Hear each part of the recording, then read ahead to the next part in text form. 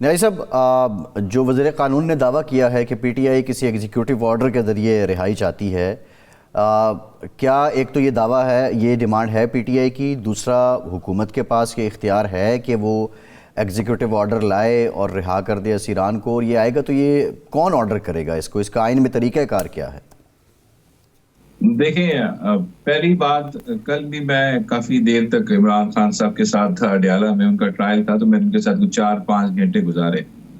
ये कहना जो वजीर कानून ने कहा है कि एक एग्जीक्यूटिव ऑर्डर के तहत हम रिहाई चाह रहे हैं, ये बिल्कुल गलत बात है। ऐसी कोई बात नहीं हुई, ना हमने कोई ऐसी डिमांड उनके सामने रखी है। हमारी एक ही रिक्वायरमेंट है। देखें, फॉर इंस्टेंस हमारे किसी उसकी बेल होती है किसी भी कैदी की, तो होता क्या है, अभी तक वो उसका रोपकार इशू होता है, उसको रिलीज कराने के लिए हम जा रहे होते हैं, रास्ते में होते हैं या जेल से बाहर होते हैं, तो वो नए केस में अरेस्ट हो चुका होता है। अब ये नए केस में अरेस्ट करना जो होता है, ये अब इस हुकूमत की अपनी समझे एक अब्यूज ऑफ पावर होता है। हम चाहते हैं ये जो अब्यूज है पावर है, जो कानून के खिलाफ काम करना, आइन के खिलाफ काम करना, ये रुक जाए, ये थम जाए। जाहिरी बात है, एग्जीक्यूटिव ऑर्डर ऑल तो हो सकता है, लेकिन हमें इस तरह की कोई फेवर नहीं चाहिए। हम सिर्फ यही चाह रहे हैं कि इस मुल्क का जो एग्जीक्यूटिव के मामलात हैं, वो आप अब्यूज ना करें पावर को, और साथ जो जुडिशरी है उसके अंदर जो इंटरफेरेंस है वो बंद होनी चाहिए, जो एग्जीक्यूटिव के तहत बड़े अरसे से हो रही है, जो इस्लामाबाद हाई कोर्ट के जजेस से के लेटर से रिफ्लेक्ट हुई थी और वो अभी तक चल रही है। जिस तरह अल-कादिर केस का फैसला तारीख का शिकार हुआ 3 दफा, बिल्कुल फजूल रीजंस की बिना पे वो हो सकता था फैसला। ये एक इंटरफेरेंस की एक आपको सिर्फ एक झलक नजर आ रही है। इस तरह की इंटरफेरेंस इस मुल्क की हर अदालत के अंदर तकरीबन पूरी तरह आ चुकी है। हम चाहते हैं वो रुक जाए। अगर वो रुकती है तो फिर कैदियों की रिहाई का मसला हल हो जाएगा। जहां तक जुडिशियल कमीशन की बात है, ये खान साहब ने कल भी बात की कि हम चाहते हैं हम आपको सॉफ्ट जो चीज है पहले वो आप कर लें, जो आपके लिए ज्यादा आसान हो, जो एक सिंपल नोटिफिकेशन से हो सकती है। वो ये चीज है कि आप एक independent impartial high powered judicial commission बनाए, सिटिंग सुप्रीम कोर्ट के जज का, जो 26 नवंबर का जो जलियांवाला बाग है जिसमें लोगों को मारा गया, कत्ल किया गया, लोगों को जख्मी किया गया, इतने ज्यादा ऑपरेशन पिम्स की हिस्ट्री में नहीं हुए उस रात को जितने उस दिन हुए, उसकी इंडिपेंडेंट इन्वेस्टिगेशन हो, और जो लोग रिस्पॉन्सिबल हैं, जिन लोगों ने फायरिंग की, अब्यूज किया, इनडिस्क्रिमिनेट फायरिंग की, डिस्प्रोपोर्शनेट फायरिंग की, उनको कटहरे में लाया जाए और उसका हिसाब किया जाए। ये हमारी इल्तिजा है। फिर उसके बाद फर्दर बात चलेगी, गवर्नमेंट को सीरियसनेस शो करानी पड़ेगी। अगर वो नहीं कराएंगे तो हम उनसे फेवर्स लेने के लिए नहीं बैठे जी हमें ये फेवर दे दें, वो फेवर दे दें। हम आइन और कानून की बात करें, उसके मुताबिक काम करें। जो आइन और कानून में पॉसिबल है। नाज़िर साहब, अब आप जो जुडिशल कमीशन चाहते हैं वो 26 नवंबर के वाक़यात पर चाहते हैं, 9 मई के वाक़यात या 9 मई पर आप जुडिशल कमीशन नहीं चाहते? नहीं, वो तो हमारी डिमांड, देखिए 3 डिमांड्स है ना। हम चाहते हैं 2 जुडिशियल कमीशंस बने, एक 9 मई का और साथ साथ 26 नवंबर का। फिर तीसरी डिमांड है पॉलिटिकल प्रिजनर्स की रिलीज पे। लेकिन अगर फॉर इंस्टेंस ये कल ऐलान कर देते हैं हम 26 नवंबर का अभी बना रहे हैं, तो इससे इनकी बोनाफाइड्स नजर आएंगी। फिर उसके बाद 9 मई का भी बनना चाहिए, हमारी डिमांड है, हम इससे पीछे नहीं हटेंगे। ये तो 2 साल से हम डिमांड कर रहे हैं। तो फिर उसके बाद पॉलिटिकल प्रिजनर्स की बात है। So just to move forward, जो इनके लिए सबसे आसान काम हो वो हम इनको कह रहे हैं सबसे पहले कर दें, जो एक नोटिफिकेशन है। प्रिजनर्स की रिलीज में तो टाइम लगेगा, आपको पता है, पूरा जुडिशियल प्रोसेस को फॉलो करना पड़ेगा। लेकिन ये तो चीजें हैं, एक कैबिनेट के अप्रूवल से नोटिफिकेशन होना है और कुछ भी नहीं होना। तो इसमें क्या हुकूमत को इतनी पेचीदगी का सामना है, इतने मसाइल का सामना है कि जुडिशियल कमीशन नहीं बन सकता। पहले कहते हैं जी रिटर्न में दें।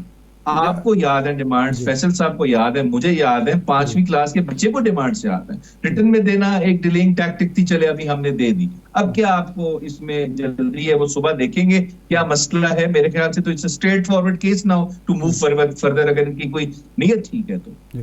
अच्छा, आपको सिर्फ शिकायत जो है वो हुकूमत से नहीं है बल्कि जुडिशरी से भी है। इस्लामाबाद हाई कोर्ट के चीफ जस्टिस के खिलाफ आपकी शिकायत हैं। वो माजी के जो चीफ जस्टिस साहब थे काजी फैज़, उससे भी शिकायत थी। हुकूमत आपको यकीन दहानी करा देती है कि हम इंटरफेयर नहीं करेंगे। उसके बाद आपको यकीन है कि मातहत अदलिया और सुपीरियर जुडिशरी जो है यकीनन आपके साथ इंसाफ करेगी और उनके तमाम फैसले आपको काबिल कबूल होंगे? देखिए, हमने तो कभी ये नहीं कहा कि खाली अदलिया का कसूर है। हमारा मानना पहले दिन से ये है, देखें, काजी फायद ईसा साहब को छोड़ के जो बदनीयत थे, जिनको अपना कोई इमरान खान साहब से शायद कोई मसला था, उसका गुस्सा निकालते रहे पूरे 1-1.5 साल। वो जज तो नहीं थे, वो एक दुश्मन बन के बैठे अपने मनसब पे। इमरान खान साहब को जो सजाएं हुई, इद्दत केस हो गया, तोशाखाना हो गया, बाकी जितने साइफर केस हो गया, उस सब में आपको रिफ्लेक्शन अंदर आती है इंटरफेरेंस की। जिस तरह दीवारों के पीछे छुपा के खुफिया ट्रायल किया गया, सजा दी गई, फिर वो इस्लामाबाद हाई कोर्ट में जब एपलेट फोरम पे गया, उसकी जुडिशियल स्क्रूटनी हुई, तो वो डस्टबिन में गया, वो गंद की टोकरी में गया वो फैसला। क्यों? क्योंकि आपने वो इंटरफेरेंस के तहत सजा दी थी। अभी यही अलकादिर में हो रहा है। मैं अब फिर बात करूंगा। देखिए, अलकादिर केस जो है, इसके अंदर अभी तक ऑन रिकॉर्ड प्रोसिक्यूशन की आयोग की स्टेटमेंट भी देख ले, ₹1 का फाइनेंशियल बेनिफिट प्रूव नहीं होता जो इमरान खान साहब के पास जाता हो या उनकी बीवी के पास जाता हो। वो एक ट्रस्टी है, एक चैरिटेबल ट्रस्ट के, जो पब्लिक पर्पस ट्रस्ट है, जिसके बेनिफिशरीज वो स्टूडेंट्स हैं जो स्कॉलरशिप में वहां पे पढ़ रहे हैं। अगर आपको नैब इतनी सगी होती, ये कैसर नजीर भट्ट साहब है, नैब के चेयरमैन हैं, इतने सीरियस होते, अगर इन्होंने इन्वेस्टिगेट करना ही था तो ये इन्वेस्टिगेट ये करते कि 2015 में जब हुसैन नवाज ने ये प्रॉपर्टी बेची आपको, तो उस वक्त वो 15 मिलियन पाउंड की प्रॉपर्टी 40 मिलियन पाउंड की कैसे बिकी? उसमें 25 मिलियन पाउंड का जो 10 अरब रुपया बनता है पाकिस्तानी प्रॉफिट हुसैन नवाज को हुआ है, और उसके वालिद उस वक्त प्राइम मिनिस्टर थे। अगर ये करप्शन ढूंढनी है तो ये है। इमरान खान न्याजी साहब, क्वेश्चन ये है, न्याजी साहब क्वेश्चन ये है, एक तो बात ये है कि आप एक शख्स को फैसिलिटेट करें, उसके बदले आपको ज़मीन मिले, वो आप अतिया कर दें, क्या ये अमल दुरुस्त है? नंबर 1। नंबर 2, अच्छा, पहली बात जी जी आप कर लें, इसको रिस्पॉन्ड कर लें, फिर दूसरा आते हैं। पहली बात, वो जमीन मुझे अतिया नहीं मिली एज इमरान खान या एज बुशरा बीबी।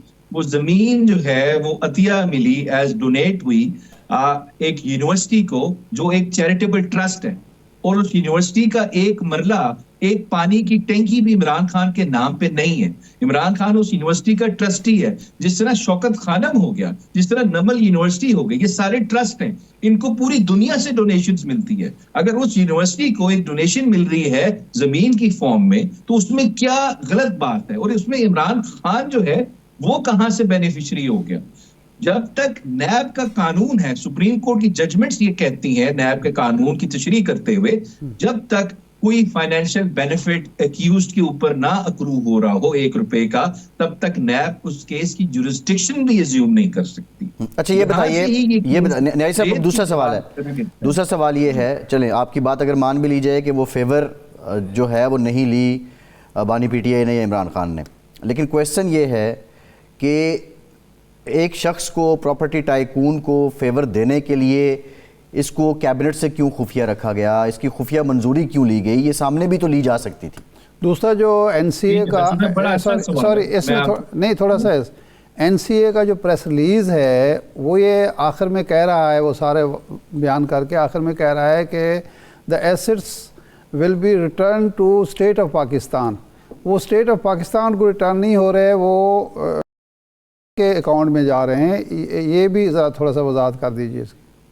जी, देखिए, बड़ा अच्छा सवाल है आपका। देखिए, मैं पहले एक बात आपसे क्लियर कर दूं कि अगर फॉर इंस्टेंस ये क्या था, ये जब पैसे डिटेक्ट हुए कि ये एक प्रॉपर्टी जो है ये खरीदी गई 1 हाइड पार्क हुसैन नवाज से, जिसकी प्राइस थी 15 मिलियन पाउंड, लेकिन वो 40 मिलियन पाउंड में खरीदी गई, जिससे उनको 9-10 अरब का फायदा हुआ। उनके वालिद साहब प्राइम मिनिस्टर थे। तो वहां पे एक सवाल आया, ये पैसे कहां से आए? इसकी ये मनी की जो फ्लो थी, ट्रेल था, वो कहां था? जब ये डिटेक्ट हुए, फिर उस पर इन्वेस्टिगेशन हुई, तो उन्होंने ये कहा कि ये पैसे शायद सस्पिशियस ट्रांजैक्शन थी, कि शायद मनी लॉन्ड्रिंग से आए थे और पाकिस्तान से प्रोसीड्स ऑफ क्राइम थे। लेकिन अगर स्टेट ऑफ पाकिस्तान को वहां जहां की क्लेम करती, वहां पे केस चलता, हमें एस्टैब्लिश करना था कि ये प्रोसीड्स ऑफ क्राइम थे और ये मनी लॉन्डर होके गई थी, फिर उसमें 4-5 साल का प्रोसीजर था, लेकिन जब इनके आपस में एग्रीमेंट हुआ, वो एग्रीमेंट हुआ एनसीए का, और साथ उसके जो की फैमिली थी, तो उसमें एज इट इज अगर गवर्नमेंट ऑफ पाकिस्तान उसमें एडजस्ट कर सकती थी उनके सुप्रीम कोर्ट के अकाउंट में पैसे, तो वो एग्रीमेंट एग्जीक्यूट हो सकता था और पैसे फौरन ट्रांसफर होते। लेकिन अगर आपने वहां पे क्लेम करने थे, वहां केस लड़ते, उसका नतीजा आता ना आता आपके हक में एक डिबेट वाली बात है, उसमें आपको केस भी करना पड़ना था, वकील भी करना पड़ा था। दिस इज द रीजन हमने वो एग्रीमेंट को एग्जीक्यूट करते हुए वो पैसे उनके अकाउंट में ट्रांसफर किए। और फिर अगर फॉर इंस्टेंस आपको लगता है गलत है नैब को, पहले मेरा एक और साथ इसमें जवाब ये भी दे दूं, नैब का काम है, नैब बनी क्यों थी? अगर फॉर इंस्टेंस कोई हाई पावर कहीं करप्शन हुई है, बड़े व्हाइट कॉलर क्राइम्स हुए हैं, तो उनके पैसे रिकवरी करनी है उन्होंने। ये पैसे इस वक्त सुप्रीम कोर्ट से माइनस हो गए, वापस स्टेट ऑफ पाकिस्तान रिकवर कर चुकी है।